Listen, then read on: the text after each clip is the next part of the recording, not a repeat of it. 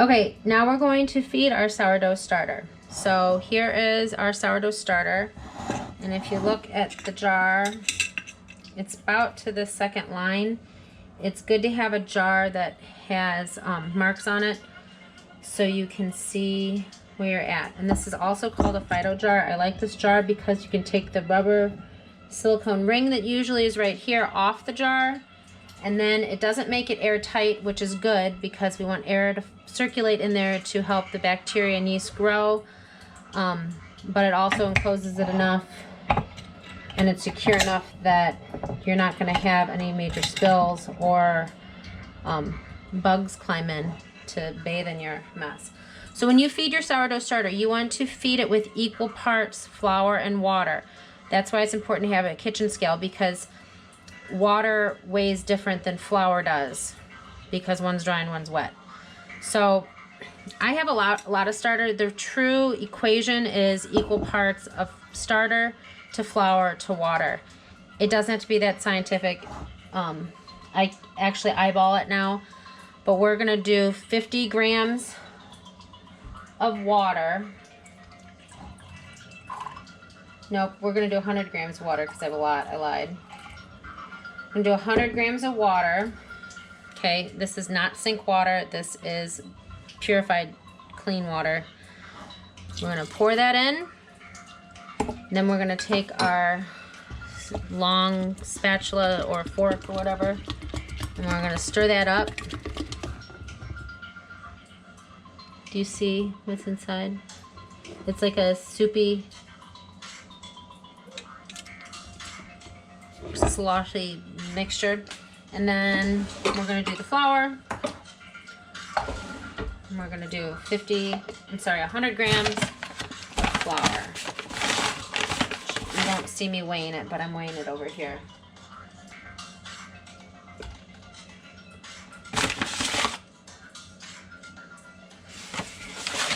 But like I said, after so long you can eyeball it.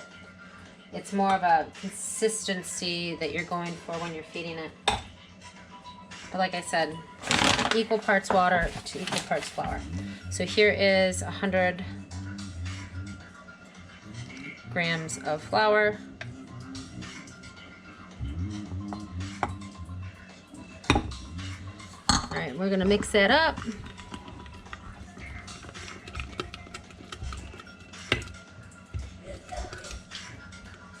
And that's basically all you gotta do to feed it. Show you a look.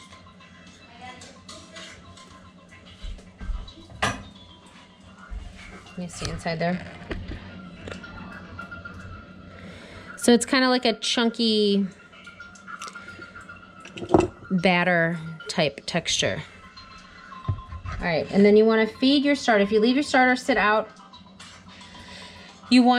after you feed it, you want to let it sit out. It should double. So a good way to check it, you can either mark your jar with like a washable marker or get a rubber band and put a rubber band in around the bottom of it.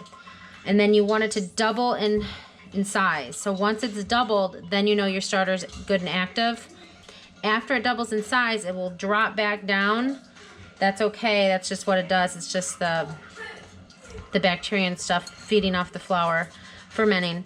After it's doubled in size, you can put it in your refrigerator and keep it in there for, I don't know, up to a week between feedings. Sometimes I've gone as long as 2 weeks between feedings.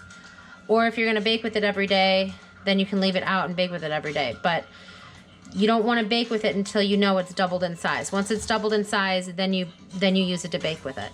So what I would do is I would let it double in size, then I will bake with it, and then I put it in the fridge. Okay. Hopefully, if you have questions, obviously call me. Okay, bye.